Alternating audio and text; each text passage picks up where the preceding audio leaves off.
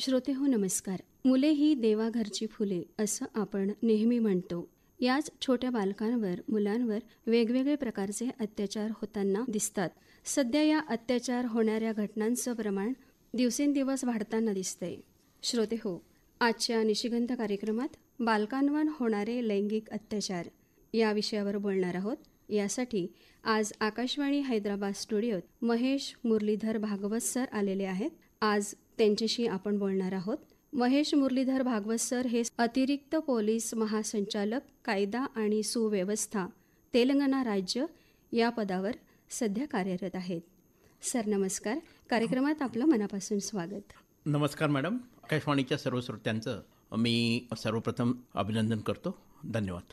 Sir, आजच्या आपल्या कार्यक्रमाचा विषय आहे बालकांवर होणारे लैंगिक अत्याचार. बालकांवर कोणत्या प्रकारचे अत्याचार होतात? आपल्याकडे भारत देशामध्ये आपण पाहतोय की दिवसेंदिवस बालकांवरती होणारे अत्याचार, लैंगिक अत्याचार खास करून याची संख्या वाढत चालली आहे. आणि यासाठीच मग भारत सरकारनं 2012 साली पॉक्सो ॲक्ट, लैंगिक गुन्ह्यांपासून बालकांचं संरक्षण करणारा हा कायदा, protection of children from sexual offence act नावाचा कायदाही पारित केला आहे. आणि मग याच्या अन्वये त्यांनी वेगवेगळे कलमं त्याच्यामध्ये नमूद केलीत की कुठल्या कुठल्या प्रकारचे मुलांना अत्याचारांना किंवा छळांना किंवा आघात म्हणू अशा गुन्ह्यांना सामोरं जावं लागतं. त्या यादीमध्ये जर आपण पाहिलं तर त्याच्यामध्ये बलात्कार, जे पूर्वी आपण रेप म्हणायचो, तो एकच पूर्वी होता. पण हे 2012 साली सर्वप्रथम त्यांनी केवळ बलात्कारापुरतं मर्यादित न राहतात त्या कायद्यामध्ये नॉन पेनिट्रेटिव्ह सेक्शुअल असॉल्ट, म्हणजे की मुलांना, बालकांना म्हणूयात आपण, की बालकांचे लैंगिक, त्यांना ओरल सेक्स असेल त्या प्रकारचे गुन्हे आजकाल होताना दिसत आहेत. किंवा मग ही मुलं साधारणतः वसतिगृहात असतील किंवा हॉस्पिटलमध्ये असतील किंवा जिथे प्रोटेक्टिव्ह होम असेल तिथे जे काही त्यांच्यावरती सुपरविजन करणारे लोक आहेत त्यांच्याकडनं पण या मुलांना त्रास होतो. तर त्यासंबंधी पण आजकाल कायद्यामध्ये तरतूद आलेली आहे. त्याचप्रमाणे आपण आता अश्लील व्हिडिओ ते बनवण्यासाठी पण मुलांचा वापर केला जातो, ज्याला पोर्नोग्राफी म्हणतो. त्या पोर्नोग्राफीसारख्या गुन्ह्यांचा पण आता आपल्या पोक्सो ॲक्टमध्ये समावेश केलेला आहे.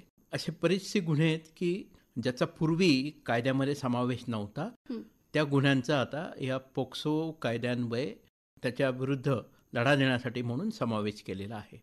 सर, बालकांवर अत्याचाराचा मानसिक, शारीरिक आणि भावनिक खोलवर काय परिणाम होतो?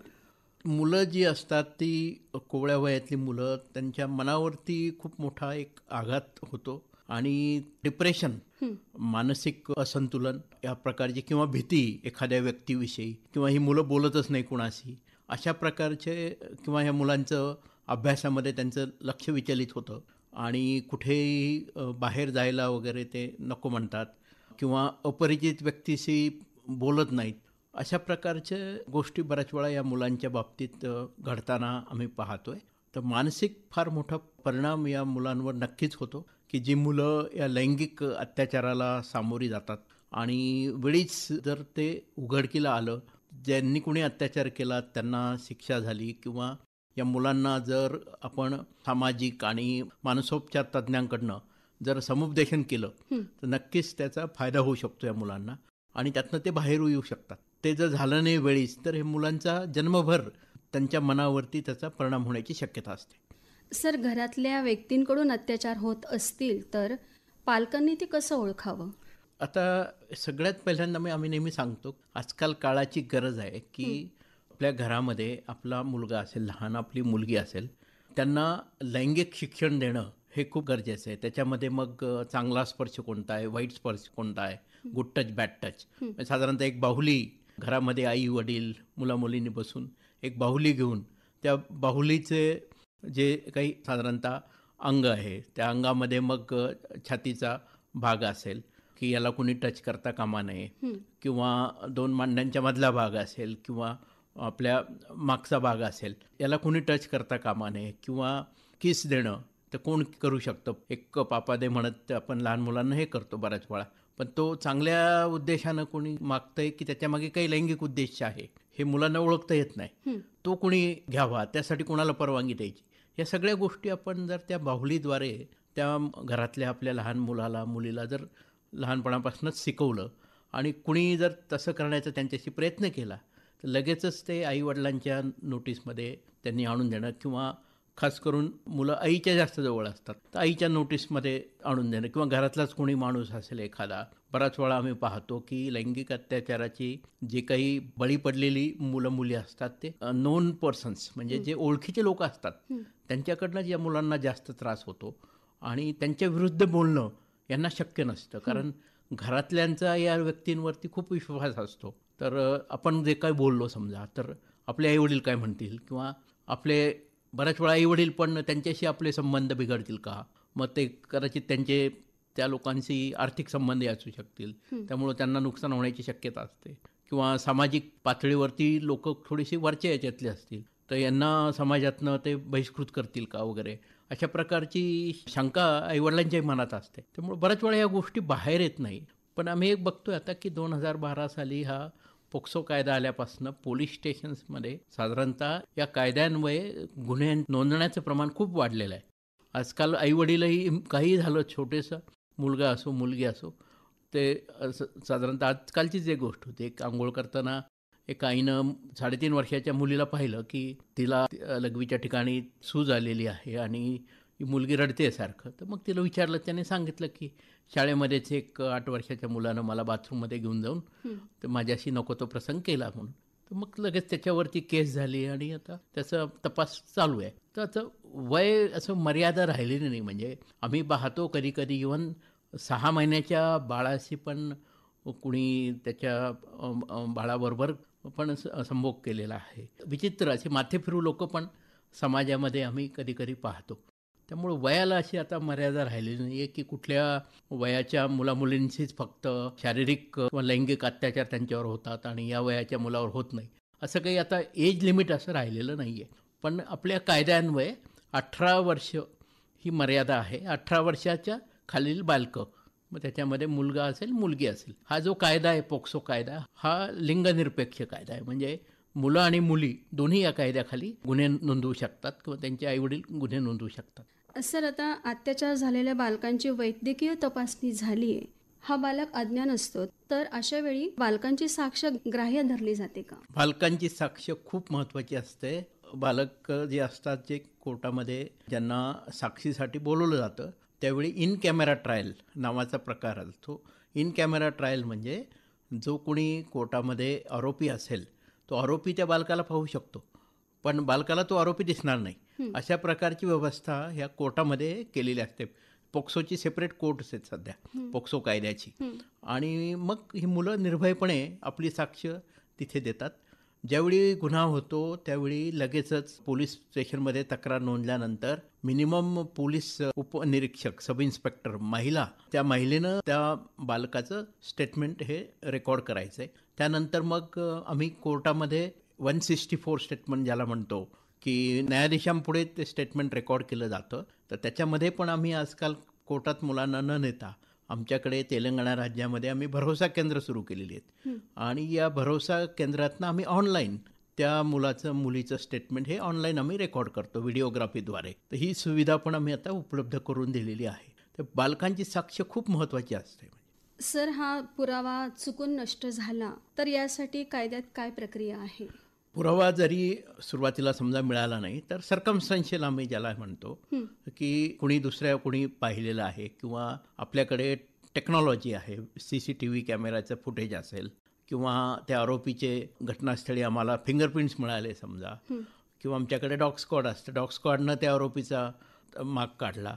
तर अशा प्रकारे टेक्नॉलॉजीचा वापर करून किंवा मग जो काही पुरावा मिळेल थर्ड पार्टी एव्हिडन्स पण ज्याला आम्ही म्हणतो जो सर्कमस्टन्शियल एव्हिडन्स तर त्या प्रकारे एव्हिडन्स आम्ही कलेक्ट करून जिथे डायरेक्ट एव्हिडन्स नसेल तिथे सर्कमस्टन्शियल एव्हिडन्स आणि सायंटिफिक एव्हिडन्स. तर त्याच्यामध्ये सायंटिफिक एव्हिडन्समध्ये मग DNA आहे तर साधारणतः रक्ताचा नमुना असेल, आपण जे सिमेन्स म्हणतो वीर्य त्याचा नमुना असेल तर हे नमुने पूर्ण आम्ही फॉरेन्सिक सायन्स लॅबोरेटरीला पाठवतो. मग आरोपी जो आहे, आरोपीच्या रक्ताशी, त्याच्या वीर्याशी, त्याचा घाम असेल, त्या घामाशी याचे सगळी हे लॅबोरेटरीमध्ये फॉरेन्सिक सायन्स तज्ज्ञ जे असतात त्याची ती तपासणी करतात आणि ह्याच आरोपीनं हा गुन्हा केलेला आहे हे ते साध्य करतात. आणि ते जेव्हा सिद्ध करतात त्यांची साक्ष कोर्टामध्ये खूप महत्त्वाची असते. मग ती साक्ष पण उपयोगी पडते. आता लहान मुलीला बोलता येत नाही, हो हा सांगता येत नाही, हो पण हा जो सगळा जो सर्कमस्टन्शियल एव्हिडन्स, सायंटिफिक एव्हिडन्स जो हा पुरावे गोळा केलेले असतात